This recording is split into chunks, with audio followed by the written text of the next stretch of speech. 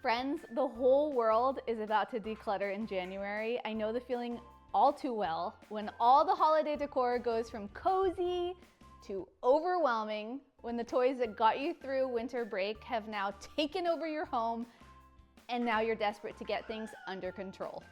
So before you start decluttering, I would like to offer you my top 3 decluttering tips that have made a huge impact on my home. If you're new here, I'm Chloe. I'm a trained and certified decluttering coach in Dana K. White's 5-step no mess decluttering method.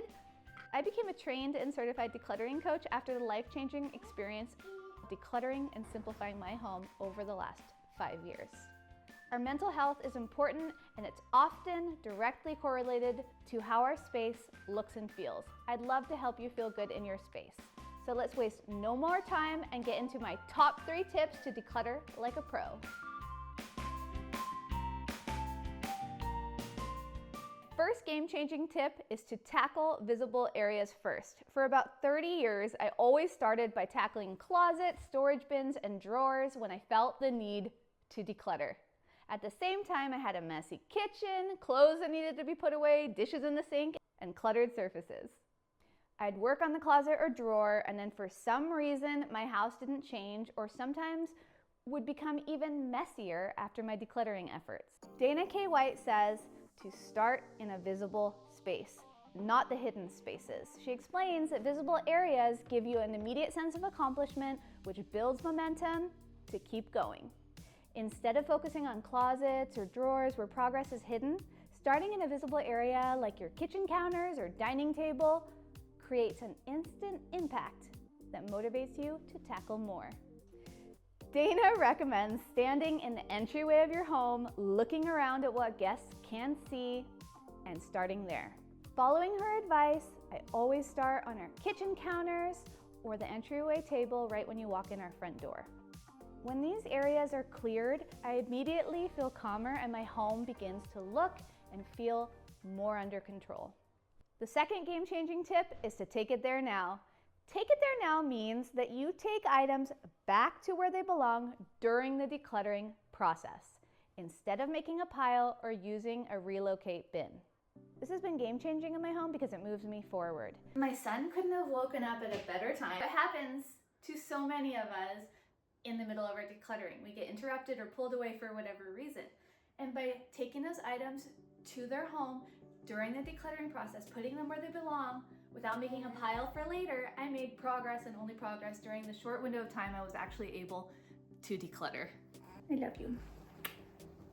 This tip is sometimes met with skepticism because it feels counterintuitive. Some worry that taking items to their proper place during the decluttering process might break focus or derail momentum. But Dana addresses this concern with practical advice. If the space you're returning an item to is messy, she suggests just make enough room for the item and nothing else. So when I go to put something away, instead of falling down another wormhole of something else I need to organize, I'm gonna do something quick for the space that I'm putting something back in. I'm gonna look for trash or anything easy that doesn't belong. Take those there now, which is right here. Now I'm gonna head back to my original decluttering project. Simply carve out a spot for the item where it belongs, then return immediately to your original decluttering project. Relocate bins are what nightmares are made of. It might feel more efficient to make piles and sort everything out all at once at the end of your decluttering session, but in my experience, this approach doesn't work. For one thing, you have to touch every item again that you sorted into the relocate pile. That's not efficient.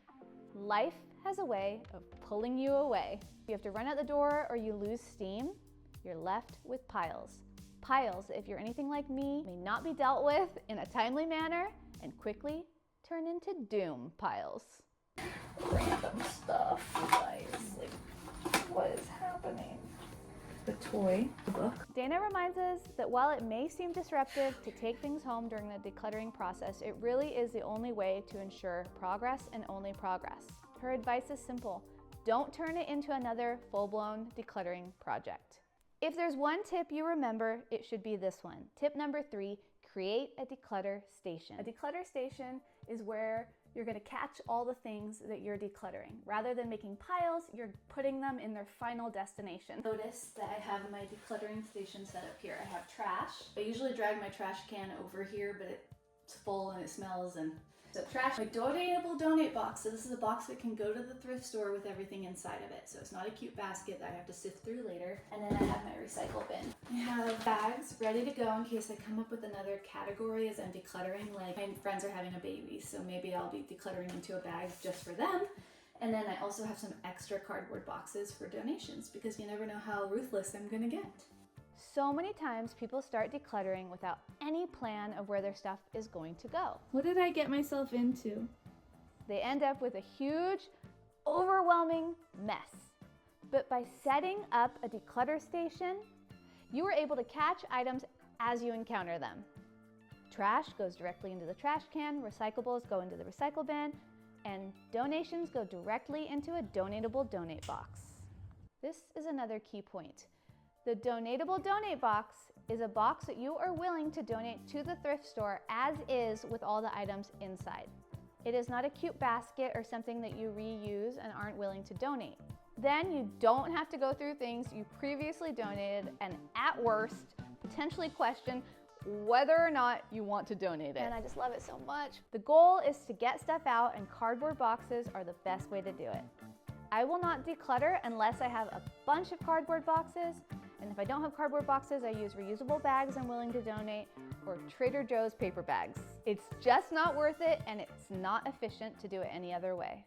Okay, friends, so when the need to declutter hits, remember to start in visible areas, remember to take things home during the decluttering process, and most importantly, set up a declutter station to catch the items as you're decluttering. If you like this video, you might enjoy my video, Tour My Home, where I share decluttering tips and tricks while giving you a tour of every room in my house.